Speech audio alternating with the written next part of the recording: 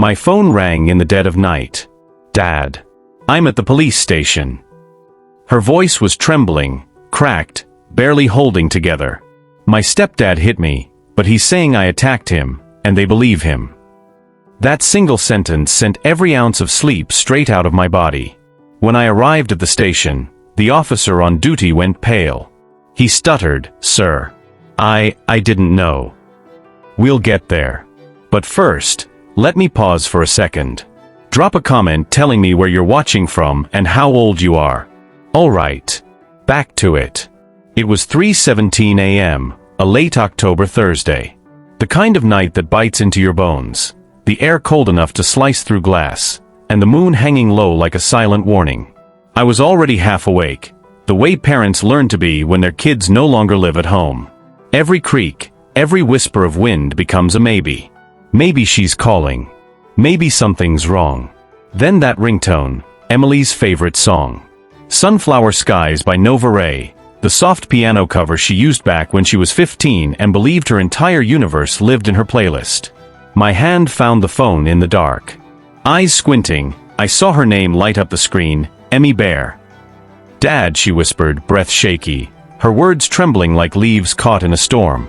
I could hear the buzz of fluorescent lights behind her. "I'm at the police station. My stepfather beat me, but now he's telling them I attacked him. They believe him." Those words hit like a bucket of ice water dumped straight into my veins. I was already pulling on jeans with one hand, phone wedged between my shoulder and ear. "Emily, listen to me. Stay calm. Don't say another word until I get there, you hear me? Not one." I tried to fight back, but he's bigger. The cops looked at me like I was the problem. "Dad, there's blood on my hoodie." Then, silence. The call cut out. I stared at my screen. 3:19 a.m. Keys. Wallet. Jacket. The same worn leather one from my days at the academy. Cuffs frayed, still smelling faintly of gun oil and old adrenaline. The truck roared to life before I even shut the door. The drive to Midtown Precinct took 23 minutes. Empty streets. Every red light felt like a personal attack. Every passing shadow looked like it was laughing at me. My mind was already racing faster than the speedometer. Richard. It had to be Richard. Lisa's husband of 4 years, Mr. Perfect on paper. Smooth talk, shiny watches, and a smile that never quite reached his eyes. When Emily brought home a C in algebra, he'd smirked and said she was just acting out. I wanted to believe Lisa when she said he was good for them. Good for her. Back then, I told myself I was doing right by them, working double shifts at the security firm, saving for retirement, pretending peace meant distance. What an idiot I'd been. The station came into view, its fluorescent light spilling across wet pavement like a harsh confession. I parked sideways across 2 spaces. Didn't care. Inside, it smelled like stale coffee, bleach, and something metallic underneath. Fear, blood, maybe both. Sergeant Mallory looked up, recognized me instantly. Harlan, retired detective, badge 4729. Her eyes softened but didn't speak. She just nodded toward the holding area. And there she was. Emily. Sitting on a cold metal bench, knees pulled tight to her chest. One wrist zip-tied to a railing so tight it had carved angry red grooves into her skin. A bruise, deep purple ugly, spread across her cheek, crawling up toward her temple. Her right eye was puffed nearly shut. Dried blood crusted along her eyebrow in a crooked streak. She was wearing my old navy hoodie, property of Dad, faded across the chest. The same one she stole last summer. Now it was torn, stained, and soaked through with something dark at the collar. When she saw me, her face crumpled.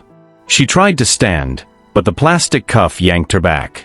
Across the room stood Richard Lang, 6'2", broad shoulders, designer haircut, playing the victim like he'd rehearsed it.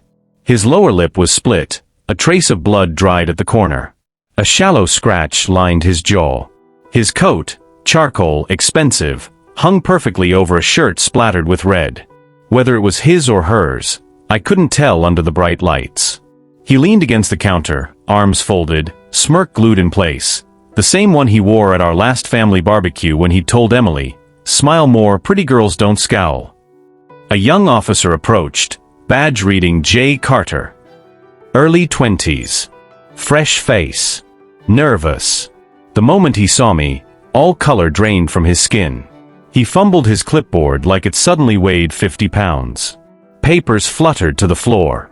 "Mr. Harland," he stammered, voice cracking. "Sir, I didn't know." Didn't know what? That I was her father? That I'd spent 2 decades locking up men exactly like the one standing 10 feet away? Carter led me toward a side office. His boots squeaked against the floor. Richard straightened up, smirk faltering just a fraction before snapping back. Emily's eyes followed me, wide, pleading, afraid I couldn't fix this. Another officer I recognized, Ramirez. Sharp eyes, hair tied back in a no-nonsense braid, arms crossed. She was watching Richard like she already knew the truth. I stopped by the bench. "Cut the tie." Carter hesitated, glancing toward his sergeant. "Sir, protocol says." Ramirez didn't wait. She pulled a small blade from her pocket and sliced it in one clean motion.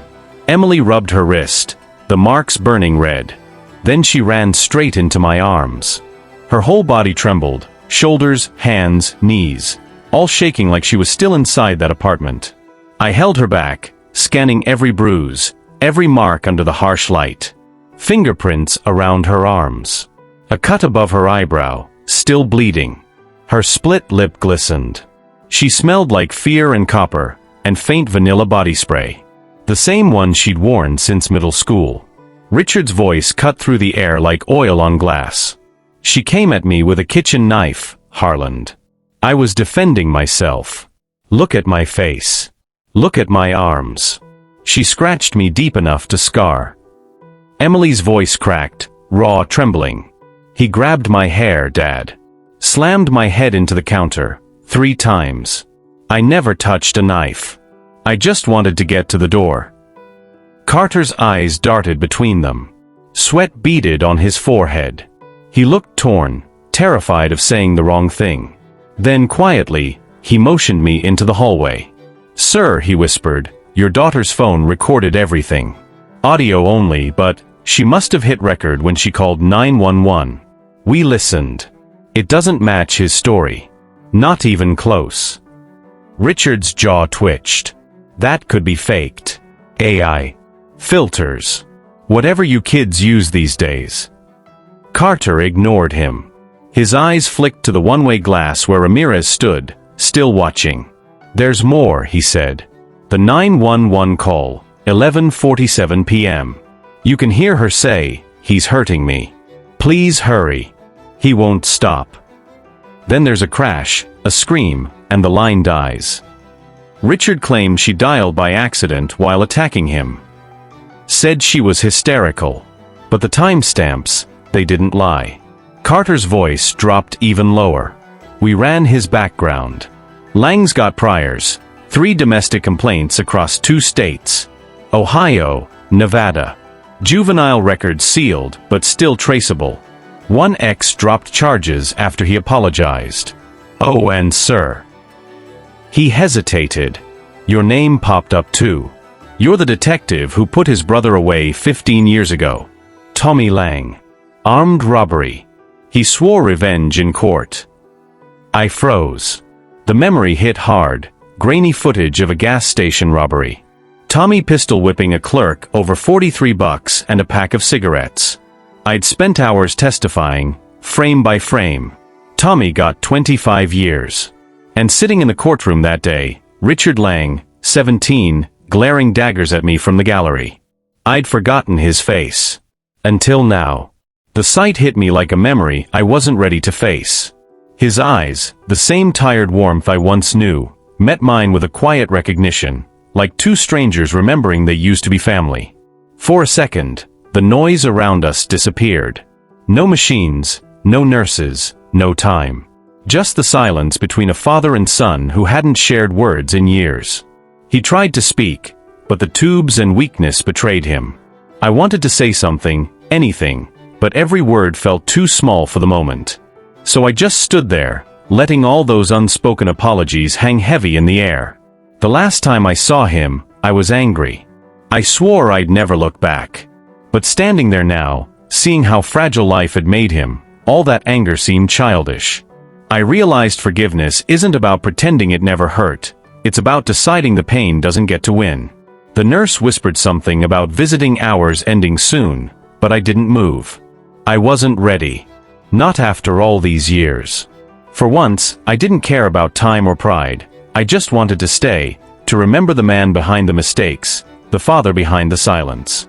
As I reached out and placed my hand over his eyes softened. That's when I saw it. Not regret, not sorrow, but relief. Like he'd been waiting for this moment too. And in that small fragile silence between us, I understood something. Sometimes life brings you full circle, not to remind you of what you lost, but to give you one last chance to make peace with it. When I walked out of that room, the hallway lights felt brighter, but heavier too. Every step echoed with a mix of relief and something I couldn't quite name, maybe guilt, maybe closure. I wasn't sure if I had done the right thing or if it was just too late. But for the first time in years, the weight I'd been carrying didn't feel so sharp. On my way out, the nurse caught my arm and handed me a small worn-out envelope. "He wanted you to have this," she said. My hands trembled a little as I took it. The handwriting was old, shaky, but familiar.